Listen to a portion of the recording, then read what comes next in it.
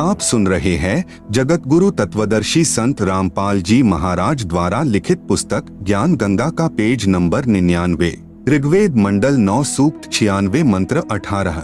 ऋषि मना य ऋषिकृत स्वर्षाः सहस्रणीथः पदवीयः कवीनाम तृतीयम धाम महिषः सिषा संत सोमा विराजमानो राजति स्तुप। ऋषि मना य ऋषिकृत स्वर्षाः सहस्रणीथः पदवीयः कवीनाम तृतीयम धाम महिषः सिषा संत सोमा विराजमानो राजति स्तुप। अनुवाद। वेद बोलने वाला ब्रह्म कह रहा है कि यह यानी जो पूर्ण परमात्मा विलक्षण बच्चे के रूप में आकर कवि नाम यानी प्रसिद्ध कवियों की पदवीयः यानी उपाधि प्राप्त करके अर्थात एक संत या ऋषि की भूमिका करता है, उस ऋषिकृत यानी संत रूप में प्रकट हुए प्रभु द्वारा रची सहस्राणीथः यानी हजारों वाणी ऋषिमना यानी संत स्वभाव वाले व्यक्तियों अर्थात भक्तों के लिए स्वर्षाः यानी स्वर्ग तुल्य आनंददायक होती हैं। सोम यानी वह अमर पुरुष अर्थात सत्पुरुष। तृतीया यानी तीसरे। धाम यानी मुक्ति लोक अर्थात सत्यलोक की। महिषः यानी सुदृढ़ पृथ्वी को। सिषा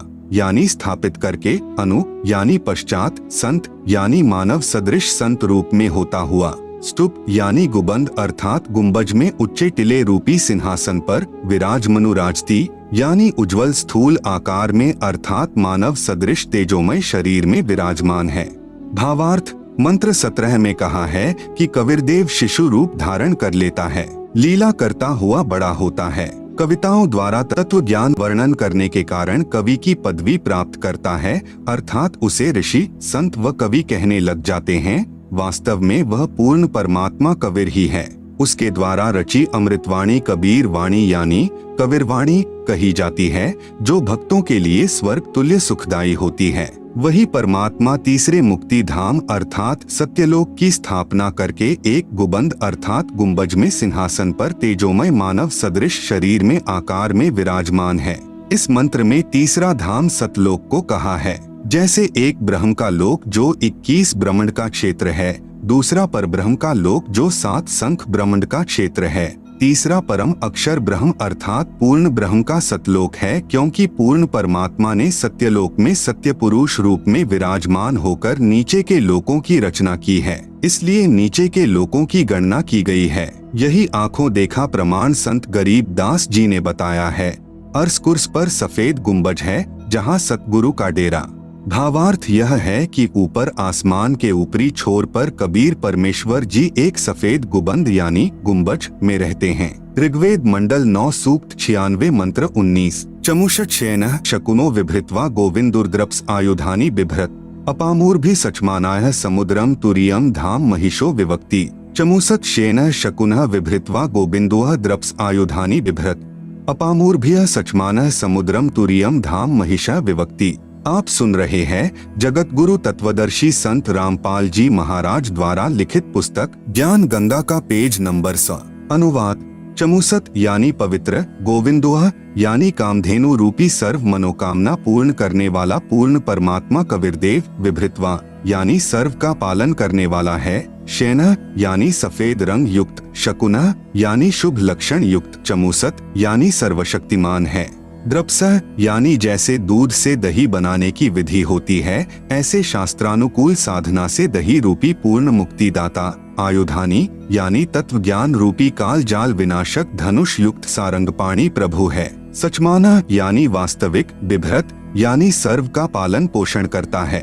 अपामूर्भ्यः यानी गहरे जल युक्त। समुद्रम यानी सागर की तरह गहरा गंभीर अर्थात विशाल। तुरीयम यानी चौथे। धाम यानी लोक अर्थात अनामी लोक में। महिषः यानी उज्जवल सुदृढ़ पृथ्वी पर। विवक्ति यानी अलग स्थान पर भिन्न भी रहता है। यह जानकारी कबीरदेव स्वयं ही भिन्न भिन्न करके विस्तार से देता है। भावार्थ। मंत्र 18 में कहा है कि पूर्ण परमात्मा कबीरदेव यानी कबीर परमेश्वर तीसरे मुक्ति धाम अर्थात सतलोक में एक गुंबज में रहता है। इस मंत्र 19 में कहा है कि अत्यधिक सफेद रंग वाला पूर्ण प्रभु जो कामधेनु की तरह सर्व मनोकामना पूर्ण करने वाला है, वही वास्तव में सर्व का पालन करता है। वही कबीरदेव जो मृतलोक में शिशु रूप धार कर आता है, वही जैसे दूध से दही बनाने की विधि होती है, ऐसे पूर्ण मोक्ष प्राप्त करने की शास्त्र विधि अनुसार साधना बताकर पूर्ण मोक्ष रूपी दही प्रदान करने वाला है। तत्व ज्ञान रूपी शास्त्र अर्थात धनुष युक्त होने से सारंग पाणी है तथा जैसे समुद्र सर्व जल का स्रोत है वैसे ही पूर्ण परमात्मा से सर्व की उत्पत्ति हुई है। गीता अध्याय 15 श्लोक 3 में कहा है कि संसार रूपी वृक्ष को तत्व ज्ञान रूपी शस्त्र द्वारा काटकर अर्थात तत्व ज्ञान द्वारा संशय समाप्त करके उसके पश्चात उस परम पद परमेश्वर की खोज करनी चाहिए, जहां जाने के पश्चात साधक लौटकर कभी संसार में नहीं आते अर्थात पूर्ण हो जाते हैं। जिस परमेश्वर से सर्व संसार रूपी वृक्ष की प्रवृत्ति विस्तार को प्राप्त हुई है वह पूर्ण प्रभु चौथे धाम अर्थात अनामी लोक में रहता है। जैसे प्रथम सतलोक, दूसरा अलख लोक, तीसरा अगम लोक, चौथा अनामी लोक है। इसलिए इस मंत्र 19 में स्पष्ट किया है कि कबीरदेव यानी कबीर परमेश्वर ही अनामी पुरुष रूप में चौथे धाम अर्थात अनामी लोक में भी अन्य तेजोमय रूप धारण करके रहता है। ऋग्वेद मंडल 9 सूक्त 96 मंत्र 20 मर्यो न शुभ्रस्तन्वं मृजानोत्यो न श्रित्वा सने धनानाम वृषेव यूथा परिकोशमर्शन कनिकृत चंबोरा विवेश मर्यः न शुभ्रस्तन्वं मृजाना अत्यः न श्रित्वा सने धनानाम वृषेव यूथा परिकोशम अर्शन कनिकृदत चंबोह इरा विवेश। अनुवाद पूर्ण परमात्मा कबीरदेव जो चौथे धाम अर्थात अनामी लोक में तथा तीसरे धाम अर्थात सत्यलोक में रहता है वही परमात्मा न मर्यः यानी मनुष्य जैसा है परंतु नाश रहित अर्थात अमर, मृजनः यानी निर्मल मुखमंडल युक्त आकार में, अत्यः यानी बहुत, शुभ्रस्तन्वम यानी विशाल श्वेत शरीर धारण करता हुआ ऊपर के लोकों में विद्यमान है तथा वहां से श्रित्वा यानी गति करके अर्थात चलकर जिसका किसी को पता नहीं चलता वही समरूप परमात्मा। इरा यानी पृथ्वी पर, विवेश यानी अन्य वेशभूषा अर्थात भिन्न रूप, चंबोह यानी धारण करके आता है। आप सुन रहे हैं जगत गुरु तत्वदर्शी संत रामपाल जी महाराज द्वारा लिखित पुस्तक ज्ञान गंगा का पेज नंबर 101। सतलोक तथा पृथ्वी लोक पर लीला करता है। यथा यानी बहुत बड़े समूह को वास्तविक, सने यानी सनातन पूजा की, वृषेव यानी वर्षा करके, न धना नाम यानी उन राम नाम की कमाई के निर्धनों को, कनिकृदत यानी मंद स्वर से अर्थात श्वास उश्वास से मन ही मन में उच्चारण करके पूजा करवाता है, जिससे असंख्य अनुयायियों का पूरा संघ, परिकोशम यानी पूर्व वाले सुख सागर रूप अमृत खजाने अर्थात सत्यलोक को अर्शन यानी पूजा करके प्राप्त करता है। भावार्थ पूर्ण परमात्मा कबीरदेव यानी कबीर परमेश्वर ऊपर तीसरे धाम अर्थात सत्यलोक में रहता है तथा वही परमेश्वर अन्य मनुष्य रूप धारण करके चौथे धाम अर्थात अनामी लोक में रहता है। वही परमात्मा वैसा ही मनुष्य वाला समरूप सुंदर मुखमंडल युक्त श्वेत शरीर युक्त आकार में यहाँ पृथ्वी लोक पर भी आता है तथा अपनी वास्तविक पूजा विधि का ज्ञान करवाकर बहुत सारे समूह को अर्थात पूरे संघ को सत्य भक्ति के धनी बनाता है। असंख्य अनुयायियों का पूरा संघ सत्य भक्ति की कमाई से पूर्व वाले सुखमय लोक पूर्ण मुक्ति के खजाने को अर्थात सत्यलोक को साधना करके प्राप्त करता है। अथर्ववेद कांड नंबर 4 अनुवाक नंबर 1 मंत्र नंबर 7। संत रामपाल दास द्वारा भाषा भाष्य। यो अथर्वाणम पित्तरम देवबंधुम बृहस्पतिं नमसाव च गच्छात् त्वं विश्वेशाम जनिता यथा स कविर्देवो न दभायत स्वधावान। यह अथर्वाणम पित्तरम देवबंधुम बृहस्पतिं नमसा अव च गच्छात् त्वं विश्वेशाम जनिता यथा सह कविर्देवः न दभायत स्वधावान। अनुवाद यह यानी जो अथर्वाणम यानी अचल अर्थात अविनाशी, पित्तरम यानी जगत पिता, देवबंधुम यानी भक्तों का वास्तविक साथी अर्थात आत्मा का आधार, बृहस्पतिम यानी सबसे बड़ा स्वामी ज्ञान दाता जगत गुरु, च यानी तथा, नमसा यानी विनम्र पुजारी अर्थात विधिवत साधक को, अव यानी सुरक्षा के साथ, गच्छात यानी जो सतलोक जा चुके हैं उनको सतलोक ले जाने वाला, विश्वेशाम यानी सर्व ब्रह्मांडों को, जनिता यानी रचने वाला, न दभायत यानी काल की तरह धोखा न देने वाले, स्वधावान यानी स्वभाव अर्थात गुणों वाला, यथा यानी ज्यों का त्यों अर्थात वैसा ही, सह यानी वह, त्वम यानी आप, कबीरदेव कबीर देवः यानी कबीर परमेश्वर अर्थात कबीरदेव है। भावार्थ जिस परमेश्वर के विषय में कहा जाता है त्वमेव माता च पिता त्वमेव बंधु च सखा त्वमेव विद्या च द्रविणम त्वमेव सर्वम मम देव देव, वह जो अविनाशी सर्व का माता पिता तथा भाई व सखा व जगत गुरु रूप में सर्व को सत्य भक्ति प्रदान करके सतलोक ले जाने वाला, काल की तरह धोखा न देने वाला, सर्व ब्रह्मांडों की रचना करने वाला कबीरदेव यानी कबीर परमेश्वर है। आप सुन रहे हैं जगत गुरु तत्वदर्शी संत रामपाल जी महाराज द्वारा लिखित पुस्तक ज्ञान गंगा का पेज नंबर 102। कबीर साहेब जी चारों युगों में आते हैं। सतगुरु पुरुष कबीर हैं। चारों युग प्रवान, झूठे गुरुवा मर गए, हो गए भूत मसान। सतयुग में कबीरदेव यानी कबीर साहेब का सत्सुकृत नाम से प्राकाट्य। तत्व ज्ञान के अभाव से श्रद्धालु शंका व्यक्त करते हैं कि जुलाहे रूप में कबीर जी तो विक्रम संवत 1455 यानी सन 1398 में काशी में आए हैं। वेदों में कबीरदेव यही काशी वाला जुलाहा यानी धानक कैसे पूर्ण परमात्मा हो सकता है? इस विषय में दास यानी संत रामपाल दास की प्रार्थना है कि यही पूर्ण परमात्मा कबीरदेव यानी कबीर परमेश्वर वेदों के ज्ञान से भी पूर्व सतलोक में विद्यमान थे तथा अपना वास्तविक ज्ञान यानी तत्व ज्ञान देने के लिए चारों युगों में भी स्वयं प्रकट हुए हैं। सतयुग में सत्सुकृत नाम से, त्रेतायुग में मुनिंद्र नाम से, द्वापर युग में करुणामय नाम से तथा कलयुग में वास्तविक कबीरदेव यानी कबीर प्रभु नाम से प्रकट हुए हैं। इसके अतिरिक्त अन्य रूप धारण करके कभी भी प्रकट होकर अपनी लीला करके अंतर्ध्यान हो जाते हैं। उस समय लीला करने आए परमेश्वर को प्रभु चाहने वाले श्रद्धालु नहीं पहचान सके, क्योंकि सर्व महर्षियों व संत कहलाने वालों ने प्रभु को निराकार बताया है। वास्तव में परमात्मा आकार में है, मनुष्य सदृश शरीर युक्त हैं, परंतु परमेश्वर का शरीर नाड़ियों के योग से बना 5 तत्व का नहीं है, एक नूर तत्व से बना है। पूर्ण परमात्मा जब चाहे यहाँ प्रकट हो जाते हैं। वे कभी माँ से जन्म नहीं लेते, क्योंकि वे सर्व के उत्पत्ति करता हैं। पूर्ण प्रभु कबीर जी यानी कबीरदेव सतयुग में सत्सुकृत नाम से स्वयं प्रकट हुए थे। उस समय गरुड़ जी, श्री ब्रह्मा जी, श्री विष्णु जी तथा श्री शिव जी आदि को सत ज्ञान समझाया था। श्री मनु महर्षि जी को भी तत्व ज्ञान समझाना चाहा था, परंतु श्री मनु जी ने परमेश्वर के ज्ञान को सत न जानकर श्री ब्रह्मा जी से सुने वेद ज्ञान पर आधारित होकर तथा अपने द्वारा निकाले वेदों के निष्कर्ष पर ही आरूढ़ रहे।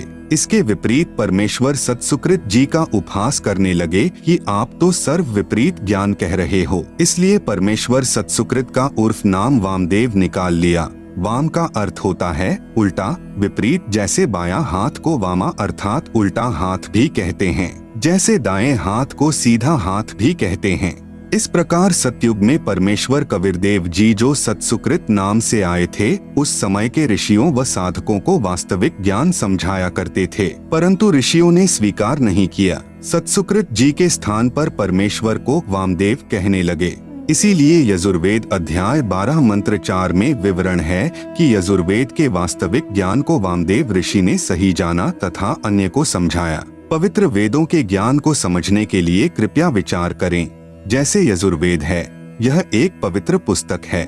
आप सुन रहे हैं जगत गुरु तत्वदर्शी संत रामपाल जी महाराज द्वारा लिखित पुस्तक ज्ञान गंगा का पेज नंबर 103। इसके विषय में कहीं संस्कृत भाषा में विवरण किया हो, जहाँ यजुः या यजुम आदि शब्द लिखे हो, तो भी पवित्र पुस्तक यजुर्वेद का ही बोध समझा जाता है। इसी प्रकार पूर्ण परमात्मा का वास्तविक नाम कबीरदेव है। इसी को भिन्न भिन्न भाषा में कबीर साहेब, कबीर परमेश्वर कहने लगे। कई श्रद्धालु शंका व्यक्त करते हैं कि कबीर को कबीर कैसे सिद्ध कर दिया। व्याकरण दृष्टिकोण से कवियः का अर्थ सर्वज्ञ होता है। दास की प्रार्थना है कि प्रत्येक शब्द का कोई न कोई अर्थ तो बनता ही है।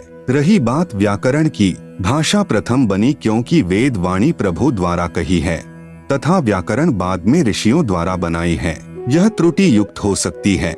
वेद के अनुवाद भाषा भाष्य में व्याकरण व्यत्यय है, अर्थात असंगत तथा विरोध भाव है, क्योंकि वेद वाणी मंत्रों द्वारा पदों में है। जैसे पलवल शहर के आसपास के व्यक्ति पलवल को परवर बोलते हैं। यदि कोई कहे कि पलवल को कैसे परवर सिद्ध कर दिया, यही कबीर को कबीर कैसे सिद्ध कर दिया कहना मात्र है। जैसे क्षेत्रीय भाषा में पलवल शहर को परवर कहते हैं, इसी प्रकार कबीर को कबीर बोलते हैं। प्रभु वही है। महर्षि दयानंद जी ने सत्यार्थ प्रकाश समुल्लास 4 पृष्ठ 100 पर दयानंद मठ दीना नगर पंजाब से प्रकाशित पर देवरिकामा का अर्थ देवर की कामना करने किया है। देवरी को पूरा र लिख कर देवर किया है। कबीर को कबीर, फिर भाषा भिन्न कबीर। लिखने व बोलने में कोई आपत्ति या व्याकरण की त्रुटि नहीं है। पूर्ण परमात्मा कबीर देव है। यह प्रमाण यजुर्वेद अध्याय 29 मंत्र 25 तथा सामवेद संख्या 1400 में भी है, जो निम्न है। यजुर्वेद के अध्याय नंबर 29 के श्लोक नंबर 25, संत रामपाल दास द्वारा भाषा भाष्य। समिद्धोऽद्य मनुषो दुरोणे देवो देवान्य जसी जातवेद आच वह मित्रामहश्चिकित्वान्त्वं दूतः कविर्षि प्रचेता है। समिद्ध अद्य मनुष्य दुरोणे देवः देवान यज असि जातवेदः आ च वह मित्रामह चिकित्वान त्वं दूतः कविर असि प्रचेता है। अनुवाद: अध यानी आज अर्थात वर्तमान में, दुरोणे यानी शरीर रूप महल में दुराचार पूर्वक, मनुष्य यानी झूठी पूजा में लीन मननशील व्यक्तियों को, समिद्ध यानी लगाई हुई आग अर्थात शास्त्र विधि रहित वर्तमान पूजा जो हानिकारक होती है, उसके स्थान पर देवान यानी देवताओं के, देवः यानी देवता, जातवेदः यानी पूर्ण परमात्मा सत्पुरुष की वास्तविक, यज यानी पूजा, असि यानी है, आ यानी दयालु, मित्रामह यानी जीव का वास्तविक साथी पूर्ण परमात्मा ही अपने चिकित्वान यानी स्वस्थ ज्ञान अर्थात यथार्थ भक्ति को, दूतः यानी संदेशवाहक रूप में, वह यानी लेकर आने वाला, च यानी तथा, प्रचेताः यानी बोध कराने वाला, त्वम यानी आप, कबीरसी यानी कबीरदेव अर्थात कबीर परमेश्वर हैं। भावार्थ: जिस समय पूर्ण परमात्मा प्रकट होता है उस समय सर्व ऋषि व संत जन शास्त्र विधि त्याग कर मनमाना आचरण अर्थात पूजा द्वारा सर्व भक्त समाज को मार्गदर्शन कर रहे होते हैं। तब अपने तत्व ज्ञान अर्थात स्वस्थ ज्ञान का संदेशवाहक बनकर स्वयं ही कबीरदेव अर्थात कबीर प्रभु ही आता है। आप सुन रहे हैं जगत गुरु तत्वदर्शी संत रामपाल जी महाराज द्वारा लिखित पुस्तक ज्ञान गंगा का पेज नंबर 104, संख्या नंबर 1400, सामवेद उतारचिक अध्याय नंबर 12 खंड नंबर 3 श्लोक नंबर 5, संत रामपाल दास द्वारा भाषा भाष्य। भद्रा वस्त्रा समन्यावसानो महान कविर्निवचनानि शंसन अवच्यस्व चंबोह पूयमानो विचक्षणो जागृविर्देवीत। भद्रा वस्त्रा समन्या वसाना महान कविर निवचनानि शंसन आवच्यस्व चंबोह पूयमान विचक्षण जागृव्य देव वीत। अनुवाद: विचक्षण यानी चतुर व्यक्तियों ने, आवच्यस्व यानी अपने वचनों द्वारा कहा होता है कि जो हम प्रवचन करते हैं इनका अनुसरण करो।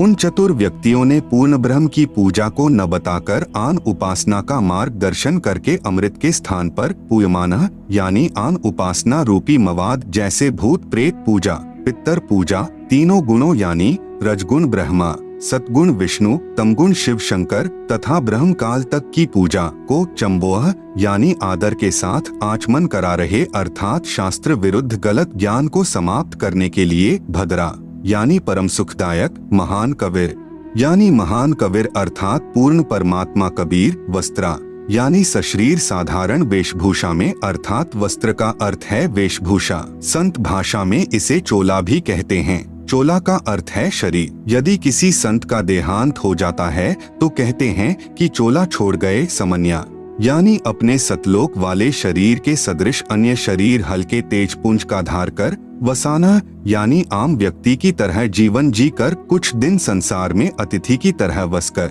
निवचनानी यानी अपनी शब्दावली कबीर वाणी आदि के माध्यम से सत ज्ञान, शंसन यानी वर्णन करके, देव यानी पूर्ण परमात्मा के, वीतौ यानी छिपे हुए सरगुण निर्गुण ज्ञान रूपी धन को, जागृव्य यानी जागृत करते हैं। भावार्थ: जैसे यजुर्वेद अध्याय 5 मंत्र 1 में कहा है कि अग्नेय तनुह असि यानी परमेश्वर सहशरीर है, विष्णवे त्वा सोमस्य तनुह असि यानी उस अमर प्रभु का पालन पोषण करने के लिए अन्य शरीर है जो अतिथि रूप में कुछ दिन संसार में आता है। तत्व ज्ञान से अज्ञान निंद्रा में सोए प्रभु प्रेमियों को जगाता है। वही प्रमाण इस मंत्र में है कि कुछ समय के लिए पूर्ण परमात्मा कबीरदेव अर्थात कबीर प्रभु अपना रूप बदलकर सामान्य व्यक्ति जैसा रूप बनाकर पृथ्वी मंडल पर प्रकट होता है तथा कबीर निवचनानी शंसन अर्थात कबीरवाणी बोलता है। जिसके माध्यम से तत्व ज्ञान को जगाता है तथा उस समय महर्षि कहलाने वाले चतुर प्राणी मिथ्या ज्ञान के आधार पर शास्त्र विधि अनुसार सत्य साधना रूपी अमृत के स्थान पर शास्त्र विधि रहित पूजा रूपी मवाद को श्रद्धा के साथ आचमन अर्थात पूजा करा रहे होते हैं। उस समय पूर्ण परमात्मा स्वयं प्रकट होकर तत्व ज्ञान द्वारा शास्त्र विधि अनुसार साधना का ज्ञान प्रदान करता है। यजुर्वेद अध्याय 5 मंत्र 1। अग्नेय तनु असि विष्णवे त्वा सोमस्य तनु असि विष्णवे त्वा अतिथेय अतिथ्यम असि विष्णवे त्वा शेनाय त्वा सोमभृते विष्णवे त्वा अग्ने त्वा रायः पोषदे विष्णवे त्वा। आप सुन रहे हैं जगत गुरु तत्वदर्शी संत रामपाल जी महाराज द्वारा लिखित पुस्तक ज्ञान गंगा का पेज नंबर 105। अनुवाद। इस मंत्र में परमेश्वर की 2 स्थितियों का वर्णन है।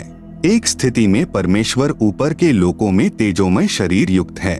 दूसरी स्थिति में परमेश्वर ऋषि या संत की वेशभूषा में साधारण व्यक्ति की तरह शरीर धारण करके सर्व आत्माओं को संभालता है। जैसे अतिथि अर्थात मेहमान आता है। अतिथि का भावार्थ है कि जिसके आने की तिथि पूर्व निर्धारित न हो। उस परमात्मा के अतिथि रूप में आने की भी 2 स्थिति हैं। जैसे नंबर 1, परमात्मा कुछ समय संसार में रहकर आम व्यक्ति की तरह जीवन जीकर अपना तत्व ज्ञान प्रचार करता है। जैसे परमेश्वर कबीर रूप से प्रकट होकर बनारस काशी शहर में 120 वर्ष रहे।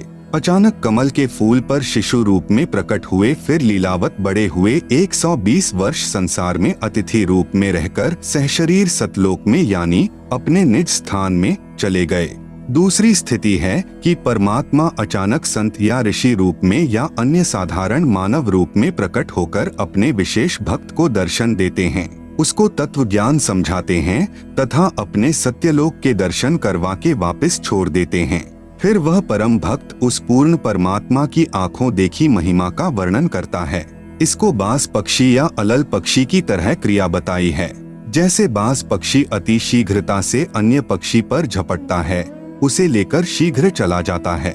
इसी प्रकार एक अलल यानी वायु में आकाश में रहने वाला पक्षी से तुलना की है, जो शीघ्र नीचे आता है तथा हाथियों को उठाकर शीघ्र वापस आकाश में चला जाता है। जैसे परमात्मा अचानक प्रकट होकर संत नानक जी को बेई नदी पर मिले, सच्चखंड अर्थात सतलोक के दर्शन करवा के तीसरे दिन अचानक पृथ्वी पर छोड़ दिया। उसके पश्चात संत नानक साहेब जी ने पूर्ण परमात्मा की महिमा का आंखों देखा गुणगान किया, जो उनकी अमृतवाणी में गुरु ग्रंथ साहिब में महिला पहला में विद्यमान है। इसी प्रकार सन 1727 में संत गरीबदास जी को गांव छुड़ानी जिला झज्जर हरियाणा प्रांत में नला नामक खेत में परमेश्वर जिंदा महात्मा यानी एक संत के रूप में मिले। सतलोक दिखाकर उसी दिन वापस पृथ्वी पर छोड़ दिया। उसके पश्चात संत गरीबदास साहेब जी ने परमात्मा की महिमा का आंखों देखा विवरण वर्णन किया, जो उनकी अमृतवाणी में सदग्रंथ वाणी गरीबदास में विद्यमान है। इसी प्रकार संत दादू साहेब जी को मिले, संत मलूक दास साहेब जी को मिले, संत धर्मदास साहेब जी को मिले, संत घीसा दास साहेब जी को मिले, हजरत मोहम्मद साहेब जी को मिले, राजा अब्राहिम अधम सुल्तान जी को मिले। अन्य बहुत से महात्माओं को पूर्ण प्रभु अतिथि रूप में दूसरी विधि से मिले तथा अपना यथार्थ आध्यात्मिक ज्ञान यानी तत्व ज्ञान का प्रचार किया तथा अपनी आत्माओं का कल्याण किया। आचार्य स्वामी रामानंद जी को मिले तथा उनको सत्यलोक के दर्शन करवाए। आचार्य स्वामी रामानंद जी ने आंखों देखकर पूर्ण परमेश्वर कबीर जी की महिमा का वर्णन किया। दोहु ठोर है एक तू भया एक से दो, हे कबीर हम कारणे आए हो मगजोय। आप सुन रहे हैं जगत गुरु तत्वदर्शी संत रामपाल जी महाराज द्वारा लिखित पुस्तक ज्ञान गंगा का पेज नंबर 106। स्वामी रामानंद जी ने कहा है, कबीर परमेश्वर आप ऊपर तेजोमय शरीर में तथा यहाँ दोनों स्थानों पर आप ही हैं। हमारे लिए आप इतना रास्ता चल कर आए हैं। अग्नि यानी स्वप्रकाशित परमेश्वर, तनुह यानी सशरीर, असि यानी है अर्थात परमेश्वर तेजोमय शरीर सहित है। विष्णवे यानी पालन पोषण करने के लिए अर्थात सर्व लोकों की आत्माओं की आवश्यकता पूर्ति के लिए, त्वा यानी उस, सोमस्य यानी अमर पुरुष का अर्थात अविनाशी परमात्मा का, तनुह यानी शरीर, असि यानी है सोम पुरुष अर्थात अमर प्रभु तीनों लोकों में प्रवेश करके सर्व का पालन पोषण करता है। वह अतिथि रूप में प्रवेश करता है, अर्थात अचानक प्रकट होता है। जिस किसी के आने की तिथि पूर्व निर्धारित न हो उसको अतिथि अर्थात मेहमान कहते हैं। त्वा यानी उस परमेश्वर का विष्णवे यानी तीनों लोकों में प्रवेश करके पालन पोषण करने के लिए आगमन होता है। अतिथे यानी अतिथि रूप में प्रकट परमेश्वर, अतिथ्यम यानी अतिथियन अर्थात पूजा के योग्य, असी यानी है। त्वा यानी उस परमात्मा का आगमन, विष्णवे यानी पालन करने के लिए, सोमभन्ते यानी अमर सुख प्रदान करने के लिए अर्थात पूर्ण मोक्ष मार्ग प्रदान करके भक्ति रूपी अमृत से परिपूर्ण करने के लिए दो प्रकार से होता है। एक तो त्वा यानी उस परमात्मा का आगमन, विष्णवे यानी कुछ समय संसार में व्यापक होने के लिए अर्थात संसार में मानव की तरह लीला करके जीवन जीकर पुण्यात्माओं को तत्व ज्ञान प्रदान करने के लिए तथा सर्व सुविधाएं प्रदान करने के लिए होता है। जैसे परमेश्वर चारों युगों में लीला करने के लिए शिशु रूप से प्रकट होकर समय अनुसार साधारण व्यक्ति की तरह वृद्धि को प्राप्त होकर के कुछ समय संसार में रहता है। कलयुग में पूर्ण परमात्मा कबीर नाम से काशी शहर में कमल के फूल पर सन यानी ईस्वी संवत 1398 को प्रकट हुए तथा 120 वर्ष तक संसार में रहे, फिर सशरीर सतलोक लौट गए। दूसरी तरह त्वा यानी उस परमात्मा का आगमन शेमान यानी शेन पक्षी की तरह शीघ्र लौट जाने के लिए होता है। जैसे बाज पक्षी व अलल पक्षी अपने आहार के लिए अन्य प्राणियों पर शीघ्रता से झपटता है तथा उसे दबोचकर शीघ्रता से लौट जाता है, इसी प्रकार दूसरी स्थिति में परमात्मा अज्ञान निद्रा में सोए हुओं को जगाने के लिए अचानक प्रकट होता है। अपने विशेष भक्त को तत्व ज्ञान उपदेश देता है, उसको अपने साथ अपने निजधाम सतलोक में ले जाता है। वहाँ का सर्व दृश्य दिखाकर भक्त को पुनः पृथ्वी लोक पर छोड़ देता है। उसके पश्चात वह परमात्मा प्राप्त भक्त परमात्मा की आंखों देखी महिमा का वर्णन करता है। जैसे संत नानक जी को बेई नदी पर मिले, उन्हें सचखंड अर्थात सत्यलोक ले गए, 3 दिन पश्चात उसी नदी पर वापस छोड़ दिया। जैसे संत गरीबदास जी से गांव छुड़ानी जिला झज्जर हरियाणा प्रांत में मिले तथा उन्हें सत्यलोक लेकर गए तथा कुछ ही घंटों के पश्चात पुनः पृथ्वी पर छोड़ दिया। उपरोक्त दोनों महात्माओं ने परमेश्वर की महिमा का आंखों देखा हाल वर्णन किया, जो उन दोनों संतों की अमृत वाणी में विद्यमान है। त्वा यानी उस समर्थ परमेश्वर की लीलाएं हैं जो वह अग्नेय यानी स्वप्रकाशित रहने के लिए लीला करता है। आप सुन रहे हैं जगत गुरु तत्वदर्शी संत रामपाल जी महाराज द्वारा लिखित पुस्तक ज्ञान गंगा का पेज नंबर 107। त्वा यानी उसका, विष्णवे यानी सर्व लोकों में प्रवेश करके पालन पोषण करने के लिए आगमन होता है। रायः पोषदे यानी वह कुल मालिक ही सर्व का पालन करता है, सर्व लीलाएं अपने प्राणियों की समृद्धि के लिए ही करता है। पवित्र ऋग्वेद के निम्न मंत्रों में भी पहचान बताई है कि जब वह पूर्ण परमात्मा कुछ समय संसार में लीला करने आता है तो शिशु रूप धारण करता है। उस पूर्ण परमात्मा की परवरिश अधन्यधेनवः यानी कवारी गाय द्वारा होती है। फिर लीलावत बड़ा होता है तो अपने पाने व सतलोक जाने अर्थात पूर्ण मोक्ष मार्ग का तत्व ज्ञान कविर्गिभ्यः यानी कबीर बाणी द्वारा कविताओं द्वारा बोलता है, जिस कारण से प्रसिद्ध कवि कहलाता है। परंतु वह स्वयं कबीरदेव पूर्ण परमात्मा ही होता है जो तीसरे मुक्ति धाम सतलोक में रहता है। ऋग्वेद मंडल 9 सूक्त 1 मंत्र 9 तथा सूक्त 96 मंत्र 17 से 18। ऋग्वेद मंडल 9 सूक्त 1 मंत्र 9। अभि इमं अधन्या उत्श्रीणन्ति धेनवः शिशुम सोमिन्द्राय पात्वे। अभि इमं अधन्या उत्श्रीणन्ति धेनवः शिशुम सोमम इंद्राय पात्वे। अनुवाद उत यानी विशेषकर, इमम यानी इस, शिशुम यानी बालक रूप में प्रकट, सोमम यानी पूर्ण परमात्मा अमर प्रभु की, इंद्राय यानी सुख सुविधाओं द्वारा अर्थात खाने पीने द्वारा जो शरीर वृद्धि को प्राप्त होता है उसे, पात्वे यानी वृद्धि के लिए, अभी यानी पूर्ण तरह, अधन्याधेनवः यानी जो गाय सांड द्वारा कभी भी परेशान न की गई हो अर्थात कवारी गाय द्वारा, श्रीणंती यानी परवरिश की जाती है। भावार्थ, पूर्ण परमात्मा अमर पुरुष जब लीला करता हुआ बालक रूप धारण करके स्वयं प्रकट होता है, उस समय कवारी गाय अपने आप दूध देती है, जिससे उस पूर्ण प्रभु की परवरिश होती है। ऋग्वेद मंडल 9 सूक्त 96 मंत्र 17। शिशुम जज्ञानम हर्यतम मृजंती शुंभंती वहिन मरुतः गणेन। कविर्गीर भी काव्येना कविर संत सोमः पवित्रम अत्येति रेभन।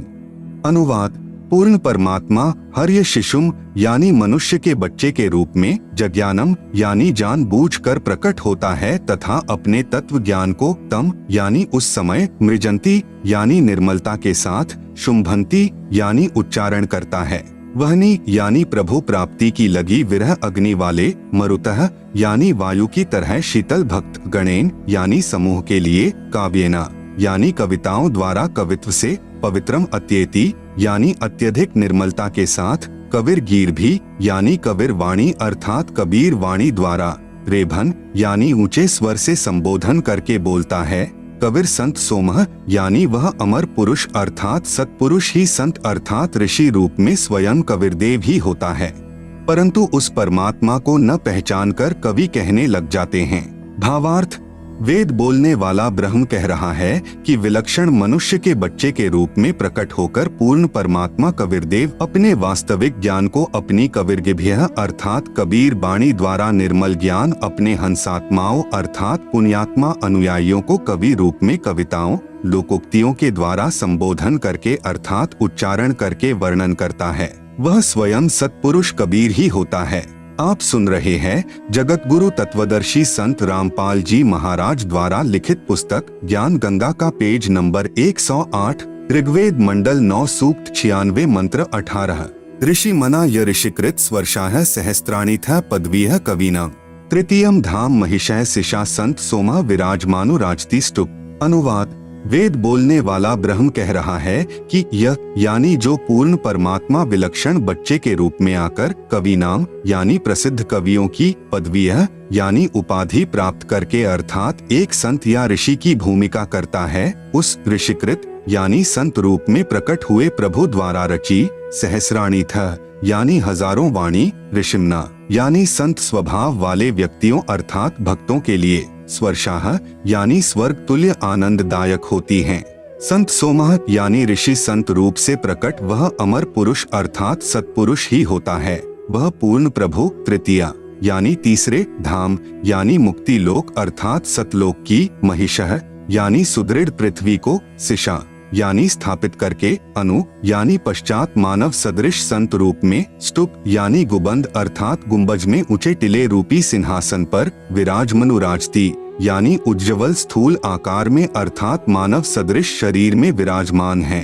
भावार्थ: मंत्र 17 में कहा है कि कविर्देव शिशु रूप धारण कर लेता है, लीला करता हुआ बड़ा होता है, कविताओं द्वारा तत्व ज्ञान वर्णन करने के कारण कवि की पदवी प्राप्त करता है अर्थात उसे कवि कहने लग जाते हैं। वास्तव में वह पूर्ण परमात्मा कबीर यानी कबीर प्रभु ही है। उसके द्वारा रची अमृतवाणी कबीर वाणी यानी कबीरगिरह अर्थात कबीरवाणी कही जाती है, जो भक्तों के लिए स्वर्ग तुल्य सुखदायी होती है। वही परमात्मा तीसरे मुक्ति धाम अर्थात सतलोक की स्थापना करके एक गुबंद अर्थात गुंबज में सिंहासन पर तेजोमय मानव सदृश शरीर में आकार में विराजमान है। इस मंत्र में तीसरा धाम सतलोक को कहा है। जैसे एक ब्रह्म का लोक जो 21 ब्रह्मांड का क्षेत्र है, दूसरा परब्रह्म का लोक जो 7 संख ब्रह्मांड का क्षेत्र है, तीसरा परम अक्षर ब्रह्म अर्थात पूर्ण ब्रह्म का रिद्धाम अर्थात सतलोक है। त्रेतायुग में कबीरदेव यानी कबीर साहेब का मुनिंद्र नाम से प्राकाट्य, नल तथा नील को शरण में लेना। त्रेतायुग में स्वयंभू यानी स्वयं प्रकट होने वाला, कबीरदेव यानी कबीर परमेश्वर रूपांतर करके मुनिंद्र ऋषि के नाम से आए हुए थे। अनल अर्थात नल तथा अनिल अर्थात नील दोनों आपस में मौसी के पुत्र थे। माता पिता का देहांत हो चुका था। नल तथा नील दोनों शारीरिक व मानसिक रोग से अत्यधिक पीड़ित थे। सर्व ऋषियों व संतों से कष्ट निवारण की प्रार्थना कर चुके थे। सर्व संतों ने बताया था कि यह आपका प्रारब्ध का पाप कर्म का दंड है, यह आपको भोगना ही पड़ेगा, इसका कोई समाधान नहीं है। आप सुन रहे हैं जगत गुरु तत्वदर्शी संत रामपाल जी महाराज द्वारा लिखित पुस्तक ज्ञान गंगा का पेज नंबर 109। दोनों दोस्त जीवन से निराश होकर मृत्यु का इंतजार कर रहे थे। एक दिन दोनों को मुनिंद्र नाम से प्रकट पूर्ण परमात्मा का सत्संग सुनने का अवसर प्राप्त हुआ। सत्संग के उपरांत जो ही दोनों ने परमेश्वर कबीरदेव यानी कबीर साहेब उर्फ मुनिंद्र ऋषि जी के चरण छुए तथा परमेश्वर मुनिंद्र जी ने सिर पर हाथ रखा तो दोनों का असाध्य रोग छू मंत्र हो गया, अर्थात दोनों नल तथा नील स्वस्थ हो गए। इस अद्भुत चमत्कार को देखकर प्रभु के चरणों में गिरकर घंटों रोते रहे तथा कहा, आज हमें प्रभु मिल गया जिसकी तलाश थी, तथा उससे प्रभावित होकर उनसे नाम यानी दीक्षा ले लिया तथा मुनिंद्र साहेब जी के साथ ही सेवा में रहने लगे। पहले संतों का समागम पानी की व्यवस्था देखकर नदी के किनारे पर होता था। नल और नील दोनों बहुत प्रभु प्रेमी तथा भोली आत्माएं थी। परमात्मा में श्रद्धा बहुत थी, सेवा बहुत किया करते थे। समागमों में रोगी व वृद्ध व विकलांग भक्तजन आते तो उनके कपड़े धोते तथा बर्तन साफ करते, उनके लोटे और गिलास मांज देते थे। परंतु थे भोले से दिमाग के, कपड़े धोने लग जाते तो सत्संग में जो प्रभु की कथा सुनी होती उसकी चर्चा करने लग जाते। वे दोनों प्रभु चर्चा में बहुत मस्त हो जाते और वस्तुएं दरिया के जल में डूब जाती, उनको पता भी नहीं चलता। किसी की 4 वस्तु लेकर जाते तो 2 वस्तु वापस लाकर देते थे। भक्तजन कहते कि भाई आप सेवा तो बहुत करते हो परंतु हमारा तो बहुत काम बिगाड़ देते हो, ये खोई हुई वस्तुएं हम कहां से लेकर आएं? आप हमारी सेवा ही करनी छोड़ दो, हम अपनी सेवा आप ही कर लेंगे। फिर नल तथा नील रोने लग जाते थे कि हमारी सेवा न छीनो, अब की बार नहीं खोएंगे, परंतु फिर वही काम करते। फिर प्रभु की चर्चा में लग जाते और वस्तुएं दरिया जल में डूब जाती। भक्तजनों ने ऋषि मुनिंद्र जी से प्रार्थना की कि कृपा नल तथा नील को समझाओ, ये न तो मानते हैं और मना करते हैं तो रोने लग जाते हैं, हमारी तो आधी भी वस्तुएं वापस नहीं लाते। ये नदी किनारे सत्संग में सुनी भगवान की चर्चा में मस्त हो जाते हैं और वस्तुएं डूब जाती हैं। मुनिंद्र साहेब ने 1-2 बार तो उन्हें समझाया, वे रोने लग जाते थे कि साहेब हमारी ये सेवा न छीनो। सतगुरु मुनिंद्र साहेब ने कहा, बेटा नल तथा नील खूब सेवा करो, आज के बाद आपके हाथ से कोई भी वस्तु चाहे पत्थर या लोहा भी क्यों न हो जल में नहीं डूबेगी। मुनिंद्र साहेब ने उनको यह आशीर्वाद दे दिया। आपने रामायण सुनी है, एक समय की बात है कि सीता जी को रावण उठा कर ले गया। भगवान राम को पता भी नहीं कि सीता जी को कौन उठा ले गया। श्री रामचंद्र जी इधर उधर खोज करते हैं।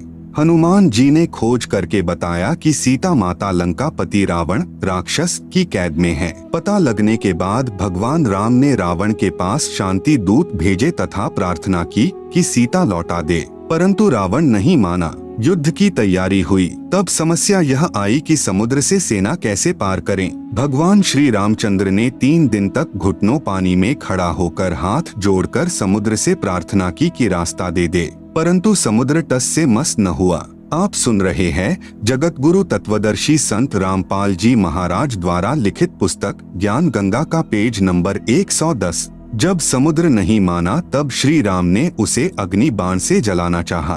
भयभीत समुद्र एक ब्राह्मण का रूप बनाकर सामने आया और कहा कि भगवान सबकी अपनी अपनी मर्यादाएं हैं, मुझे जलाओ मत, मेरे अंदर न जाने कितने जीव जंतु बसे हैं, अगर आप मुझे जला भी दोगे तो भी आप मुझे पार नहीं कर सकते, क्योंकि यहाँ पर बहुत गहरा गड्ढा बन जाएगा जिसको आप कभी भी पार नहीं कर सकते। समुद्र ने कहा, भगवान ऐसा काम करो कि सर्प भी मर जाए और लाठी भी न टूटे, मेरी मर्यादा भी रह जाए और आपका पुल भी बन जाए। तब भगवान श्री राम ने समुद्र से पूछा कि वह क्या विधि है। ब्राह्मण रूप में खड़े समुद्र ने कहा कि आपकी सेना में नल और नील नाम के 2 सैनिक हैं। उनके पास उनके गुरुदेव से प्राप्त एक ऐसी शक्ति है कि उनके हाथ से पत्थर भी जल पर तैर जाते हैं। हर वस्तु चाहे वह लोहे की हो तैर जाती है। श्री रामचंद्र ने नल तथा नील को बुलाया और उनसे पूछा कि क्या आपके पास कोई ऐसी शक्ति है। नल तथा नील ने कहा कि हाँ जी, हमारे हाथ से पत्थर भी जल नहीं डूबेंगे। श्री राम ने कहा कि परीक्षण करवा। उन नादानों यानी नल नील ने सोचा कि आज सबके सामने तुम्हारी बहुत महिमा होगी। उस दिन उन्होंने अपने गुरुदेव भगवान मुनिंद्र यानी कबीर साहेब को यह सोचकर याद नहीं किया कि अगर हम उनको याद करेंगे तो कहीं श्री राम ये न सोच लें कि इनके पास शक्ति नहीं है, यह तो कहीं और से मांगते हैं। उन्होंने पत्थर उठाकर पानी में डाला तो वह पत्थर पानी में डूब गया। नल तथा नील ने बहुत कोशिश की परंतु उनसे पत्थर नहीं तैरे। तब भगवान राम ने समुद्र की ओर देखा, मानो कहना चाह रहे हो कि आप तो झूठ बोल रहे हो, इनमें तो कोई शक्ति नहीं है। समुद्र ने कहा कि नल नील, आज तुमने अपने गुरुदेव को याद नहीं किया। नादानों, अपने गुरुदेव को याद करो। वे दोनों समझ गए कि आज तो हमने गलती कर दी। उन्होंने सतगुरु मुनिंद्र साहेब जी को याद किया। सतगुरु मुनिंद्र यानी कबीर साहेब वहां पर पहुंच गए। भगवान रामचंद्र जी ने कहा कि हे ऋषिवर, मेरा दुर्भाग्य है कि आपके सेवकों के हाथों से पत्थर नहीं तैर रहे हैं। मुनिंद्र साहेब ने कहा कि अब इनके हाथ से तैरेंगे भी नहीं, क्योंकि इनको अभिमान हो गया है। सतगुरु की वाणी प्रमाण करती है कि गरीब जैसे माता गर्भ को राखे जतन बनाए, ठेस लगे तो क्षीण होवे, तेरी ऐसे भक्ति जाए। उस दिन के पश्चात नल तथा नील की वह शक्ति समाप्त हो गई। श्री रामचंद्र जी ने परमेश्वर मुनिंद्र साहेब जी से कहा कि हे ऋषिवर, मुझ पर बहुत आपत्ति आई हुई है, दया करो, किसी प्रकार सेना परले पार हो जाए। जब आप अपने सेवकों को शक्ति दे सकते हो तो प्रभु कुछ रजा करो। मुनिंद्र साहेब ने कहा कि यह जो सामने वाला पहाड़ है, मैंने उसके चारों तरफ एक रेखा खींच दी है, इसके बीच बीच के पत्थर उठा लाओ, वे नहीं डूबेंगे। श्री राम ने परीक्षण के लिए पत्थर मंगवाया, उसको पानी पर रखा तो वह तैरने लग गया। नल तथा नील कारीगर यानी शिल्पकार भी थे। हनुमान जी प्रतिदिन भगवान याद किया करते थे। उसने अपनी दैनिक क्रिया भी साथ रखी। राम राम भी लिखता रहा और पहाड़ के पहाड़ उठा कर ले आता था। आप सुन रहे हैं जगत गुरु तत्वदर्शी संत रामपाल जी महाराज द्वारा लिखित पुस्तक ज्ञान गंगा का पेज नंबर 111। नल नील उनको जोड़ तोड़ कर पुल में लगा लेते थे। इस प्रकार पुल बना था। धर्मदास जी कहते हैं, रहे नल नील जतन कर हार, तब सतगुरु से करी पुकार, जा सत रेखा लिखी अपार, सिंधु पर शिला तिराने वाले। धन धन सतगुरु सत कबीर, भक्त की पीर मिटाने वाले। कोई कहता था कि हनुमान जी ने पत्थर पर राम का नाम लिख दिया था, इसलिए पत्थर तैर गए। कोई कहता था कि नल नील ने पुल बनाया था। कोई कहता था कि श्री राम ने पुल बनाया था, परंतु यह सत कथा ऐसे है जैसे आपको ऊपर बताई गई है। सत कबीर की साखी, पृष्ठ 179 से 182 तक। पीव पिछान को अंग, कबीर तीन देव को सब कोई ध्यावे, चौथे देव का मरम न पावे, चौथा छाड़ पंचम को ध्यावे, कहे कबीर सो हम पर आवे। कबीर ओंकार निश्चय भया, यह करता मत जान, साचा शब्द कबीर का, पर्दे माही पहचान। कबीर रामकृष्ण अवतार हैं, इनका ना ही संसार, जिन साहेब संसार किया, सो किन्हू न जन्म्या नार। कबीर चार भुजा के भजन में, भूली परे सब संत, कबीरा सुमिरो तासु को, जाके भुजा अनंत। कबीर समुद्र पाट लंका गए, सीता को भरतार, ताही अगस्त मुनि पिए गयो, इनमें को करतार। कबीर गोवर्धन गिरी धारियो कृष्ण जी, द्रोणागिरी हनुमंत, शेष नाग सब सृष्टि सहारी, इनमें को भगवंत। कबीर काटे बंधन विपत्ति में, कठिन किया संग्राम, चिन्होरे नर प्राणिया, गरुड़ बड़ों की राम। कबीर कह कबीर चित चेतु, शब्द करो निरुवार, श्री राम ही करता कहत हैं, भूली परियो संसार। कबीर जिन राम कृष्ण व निरंजन कियो, सो तो करता न्यार, अंधा ज्ञान न बूझई, कहे कबीर विचार। द्वापर युग में कबीर देव यानी कबीर साहेब का करुणामय नाम से प्राकाट्य। परमेश्वर कबीर यानी कबीर देव द्वापर युग में करुणामय नाम से प्रकट हुए थे। उस समय एक वाल्मीकि जाति में उत्पन्न भक्त सुदर्शन सुपच यानी अनुसूचित जाति का उनका शिष्य हुआ था। इसी सुदर्शन जी ने पांडवों की यज्ञ सफल की थी। आप सुन रहे हैं जगत गुरु तत्वदर्शी संत रामपाल जी महाराज द्वारा लिखित पुस्तक ज्ञान गंगा का पेज नंबर 112, जो न तो श्री कृष्ण जी के भोजन करने से सफल हुई थी, न ही 33 करोड़ देवताओं, 88,000 ऋषियों, 12 करोड़ ब्राह्मणों, 9 नाथों, 84 सिद्धों आदि के भोजन खाने से सफल हुई थी। भक्त सुदर्शन वाल्मीकि पूर्ण गुरु जी से वास्तविक 3 मंत्र प्राप्त करके सत साधना गुरु मर्यादा में रहते हुए कर रहा था। द्वापर युग में इंद्रमती को शरण में लेना। द्वापर युग में चंद्रविजय नाम का एक राजा था। उसकी पत्नी इंद्रमती बहुत ही धार्मिक प्रवृत्ति की औरत थी। संत महात्माओं का बहुत आदर किया करती थी। उसने एक गुरुदेव भी बना रखा था। उनके गुरुदेव ने बताया था कि बेटी साधु संतों की सेवा करनी चाहिए, संतों को भोजन खिलाने से बहुत लाभ होता है। एकादशी का व्रत, मंत्र के जाप आदि साधनाएं जो गुरुदेव ने बताई थी वह भगवत भक्ति में बहुत दृढ़ता से लगी हुई थी। गुरुदेव ने बताया था कि संतों को भोजन खिलाया करेगी तो तू आगे भी रानी बन जाएगी और तुझे स्वर्ग प्राप्ति होगी। रानी ने सोचा कि प्रतिदिन एक संत को भोजन अवश्य खिलाया करूंगी। उसने यह प्रतिज्ञा मन में ठान ली कि मैं खाना बाद में खाया करूंगी, पहले संत को खिलाया करूंगी। इससे मुझे याद बनी रहेगी, कहीं मुझे भूल न पड़ जाए। रानी प्रतिदिन पहले एक संत को भोजन खिलाती, फिर स्वयं खाती। वर्षों तक ये क्रम चलता रहा। एक समय हरिद्वार में कुंभ के मेले का संयोग हुआ। जितने भी त्रिगुण माया के उपासक संत थे सभी गंगा में स्नान के लिए यानी परभी लेने के लिए प्रस्थान कर गए। इस कारण से कई दिन रानी को भोजन कराने के लिए कोई संत नहीं मिला। रानी इंद्रमती ने भी प्रतिज्ञावश स्वयं भी भोजन नहीं किया। चौथे दिन रानी इंद्रमती ने अपनी बांदी से कहा कि बांदी देख ले कोई संत मिल जाए तो, नहीं तो आज तेरी रानी जीवित नहीं रहेगी। आज मेरे प्राण निकल जाएंगे परंतु मैं खाना नहीं खाऊंगी।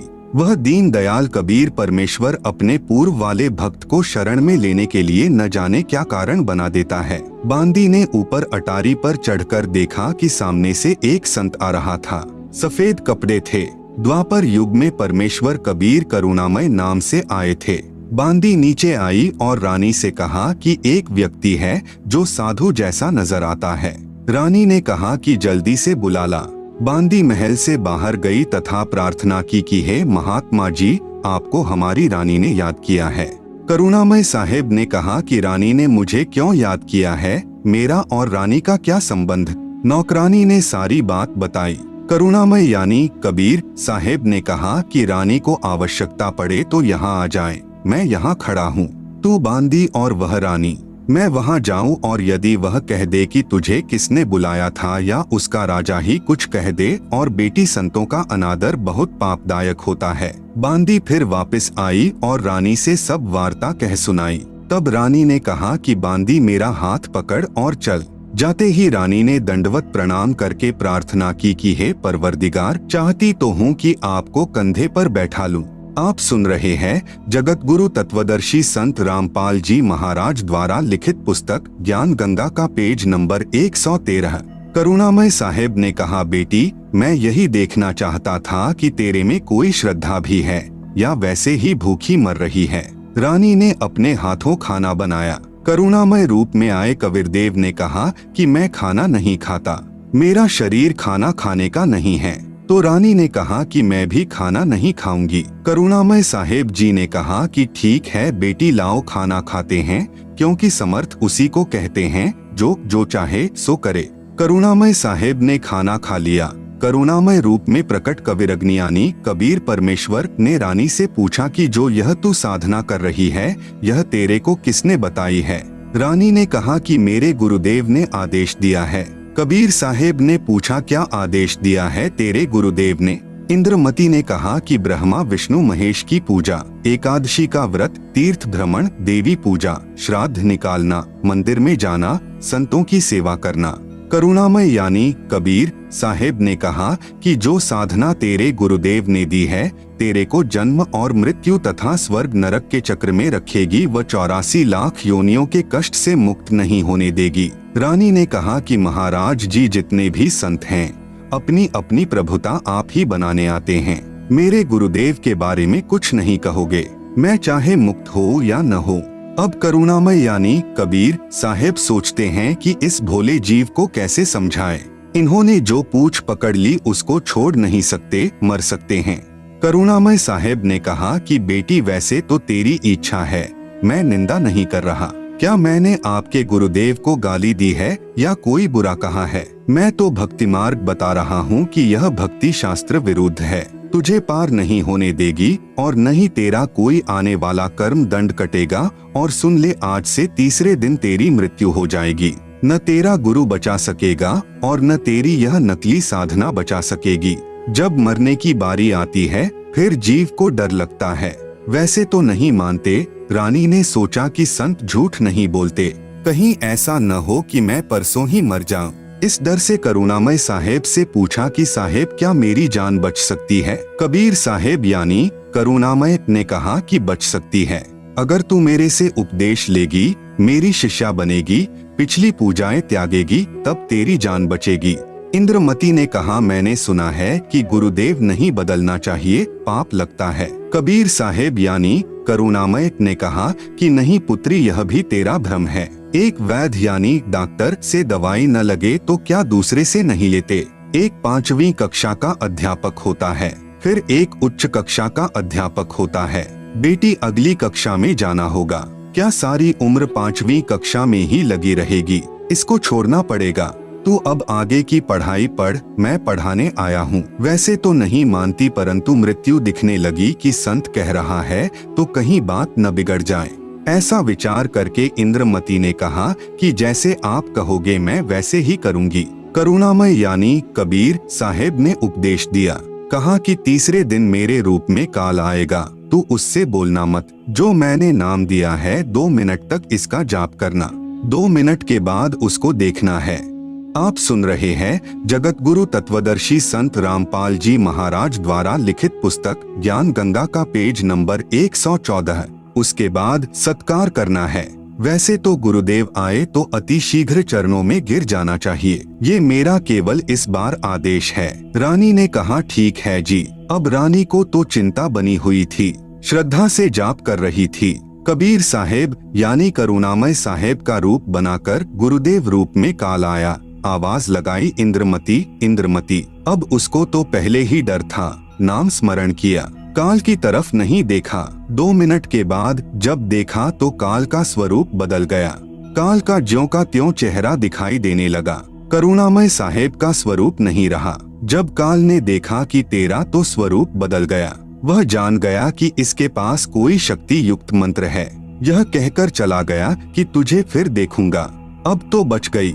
रानी बहुत खुश हुई, फूली नहीं समाई। कभी अपनी बांदियों को कहने लगी कि मेरी मृत्यु होनी थी, मेरे गुरुदेव ने मुझे बचा दिया। राजा के पास गई तथा कहा कि आज मेरी मृत्यु होनी थी, मेरे गुरुदेव ने रक्षा कर दी, मुझे लेने के लिए काल आया था। राजा ने कहा कि तू ऐसे ही ड्रामे करती रहती है, काल आता तो क्या तुझे छोड़ जाता? ये संत वैसे बहका देते हैं। राजा की बात को रानी कैसे माने? खुशी खुशी में रानी अपने कक्ष में जाकर लेट गई। कुछ देर के बाद सर्प बनकर काल फिर आया और रानी को डस लिया। जो ही सर्प ने डसा, रानी को पता चल गया। रानी जोर से चिल्लाई, मुझे सांप ने डस लिया। नौकर भागे। देखते ही देखते एक मोरी यानी पानी निकलने का छोटा छिद्र में से वह सर्प निकल गया। अपने गुरुदेव को पुकार कर रानी बेहोश हो गई। करुणामय यानी कबीर साहेब वहां प्रकट हो गए। लोगों को दिखाने के लिए मंत्र बोला। वे तो बिना मंत्र भी जीवित कर सकते हैं, किसी जंत्र मंत्र की आवश्यकता नहीं। इंद्रमती को जीवित कर दिया। रानी ने बड़ा शुक्र मनाया कि हे बंदी छोड़, यदि आज आपकी शरण में नहीं होती तो मेरी मृत्यु हो जाती। कबीर परमेश्वर ने कहा कि इंद्रमती, इस काल को मैं तेरे घर में घुसने भी नहीं देता, तेरे पर यह हमला भी नहीं करता, परंतु तुझे विश्वास नहीं होता। तू यह सोचती कि मेरे ऊपर कोई आपत्ति नहीं आनी थी। गुरुजी ने मुझे बहकाकर नाम दे दिया, इसलिए तेरे को थोड़ा सा झटका दिखाया है, नहीं तो बेटी तेरे को विश्वास नहीं होता। धर्मदास यहाँ घना अंधेरा, बिन परिचय जीव जम का चेहरा। कबीर साहेब यानी करुणामय ने कहा कि अब जब मैं चाहूँगा तब तेरी मृत्यु होगी। गरीबदास जी कहते हैं कि गरीब काल डरे करतार से, जय जय जय जगदीश, जौरा जौरी झाड़ती पग रज डारे शीश। यह काल कबीर भगवान यानी कबीर परमेश्वर से डरता है और यह मौत कबीर साहेब के जूते झाड़ती है, अर्थात नौकर तुल्य है। फिर उस धूल को अपने सिर पर लगाकर कहती है कि आपके भक्त के पास मैं नहीं जाऊंगी। गरीब काल जो पीसे पीसना, जौरा है पनिहार, ये 2 असल मजूर हैं मेरे साहेब के दरबार। आप सुन रहे हैं जगत गुरु तत्वदर्शी संत रामपाल जी महाराज द्वारा लिखित पुस्तक ज्ञान गंगा का पेज नंबर 115। यह काल जो यहाँ का 21 ब्रह्मांड का भगवान यानी ब्रह्म है तथा जो ब्रह्मा विष्णु महेश का पिता है, ये तो मेरे कबीर साहेब का आटा पीसता है, अर्थात पक्का नौकर है। और जौरा यानी मौत मेरे कबीर परमेश्वर का पानी भरती है, अर्थात एक विशेष नौकरानी है। यह 2 असल मजदूर मेरे कबीर परमेश्वर के दरबार में हैं। कुछ दिनों के बाद साहेब फिर आए। रानी इंद्रमती को सतनाम प्रदान किया। फिर कुछ समय के उपरांत करुणामय साहेब ने रानी इंद्रमती की अति श्रद्धा देखकर सारनाम दिया, शब्द की उपलब्धि करवाई। कबीर परमेश्वर रानी इंद्रमती को समय समय पर दर्शन देने जाते रहते थे, तो इंद्रमती प्रार्थना किया करती थी कि मेरे पति राजा को समझाओ मालिक, यह भी मान जाए, आपके चरणों में आ जाए तो मेरा जीवन सफल हो जाए। चंद्र विजय से कबीर साहेब ने प्रार्थना की कि चंद्र विजय आप भी नाम लो, यह 2 दिन का राज और ठाठ है, फिर 84 लाख योनियों में प्राणी चला जाएगा। चंद्र विजय ने कहा कि भगवान मैं तो नाम लूं नहीं और आपकी शिष्या को मना करूं नहीं, चाहे सारे खजाने को ही दान करो, चाहे किसी प्रकार का सत्संग करवाओ, मैं मना नहीं करूंगा। कबीर साहेब यानी करुणामय ने पूछा आप नाम क्यों नहीं लोगे? चंद्र विजय राजा ने कहा कि मैंने तो बड़े बड़े राजाओं की पार्टियों में जाना पड़ता है। करुणामय यानी कबीर साहेब ने कहा कि पार्टियों में जाने में नाम क्या बाधा करेगा, सभा में जाओ, वहाँ काजू खाओ, दूध पी लो, शरबत जूस पी लो, शराब मत प्रयोग करो, शराब पीना महापाप है। परंतु राजा नहीं माना। रानी की प्रार्थना पर करुणामय यानी कबीर साहेब ने राजा को फिर समझाया कि नाम के बिना ये जीवन ऐसे ही व्यर्थ हो जाएगा, आप नाम ले लो। राजा ने फिर कहा कि गुरुजी मुझे नाम के लिए मत कहना, आपकी शिष्या को मैं मना नहीं करूंगा, चाहे कितना दान करे, कितना सत्संग करवाए। साहेब ने कहा कि बेटी इस 2 दिन के सुख को देखकर इसकी बुद्धि भ्रष्ट हो चुकी है, तू प्रभु के चरणों में लगी रह, अपना आत्म कल्याण करवा। यहाँ कोई किसी का पति नहीं, कोई किसी की पत्नी नहीं, पूर्व जन्म के संस्कार से 2 दिन का संबंध है, अपना कर्म बना बेटी। अब इंद्रमती 80 वर्ष की बुढ़िया हो गई है, कहाँ 40 साल की उम्र में मर जाना था। जब शरीर भी हिलने लगा तब करुणामय साहेब बोले अब बोल इंद्रमती क्या चाहती है, चलना चाहती है सतलोक? इंद्रमती ने कहा कि परमेश्वर मैं तैयार हूँ, बिल्कुल तैयार हूँ दाता। करुणामय साहेब ने कहा कि तेरी पोते या पोती में कोई ममता तो नहीं है? रानी ने कहा बिल्कुल नहीं परमेश्वर, आपने ज्ञान ही ऐसा निर्मल दे दिया, इस गंदे लोक की क्या इच्छा करूँ? कबीर यानी करुणामय परमेश्वर जी ने कहा कि चल बेटी। रानी प्राण त्याग गई। परमेश्वर कबीर यानी करुणामय बंदी छोड़ रानी इंद्रमती की आत्मा को ऊपर ले गए।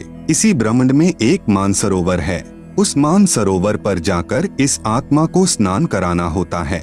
इस प्राणी को कबीर परमेश्वर पूरे गुरु के स्वरूप में प्रकट होकर कुछ समय तक मानसरोवर पर रखते हैं। परमेश्वर कबीर बंदी छोड़ जी ने इंद्रमती से फिर पूछा इस संसार में तेरी कुछ इच्छा हो तो दोबारा जन्म लेना पड़ेगा।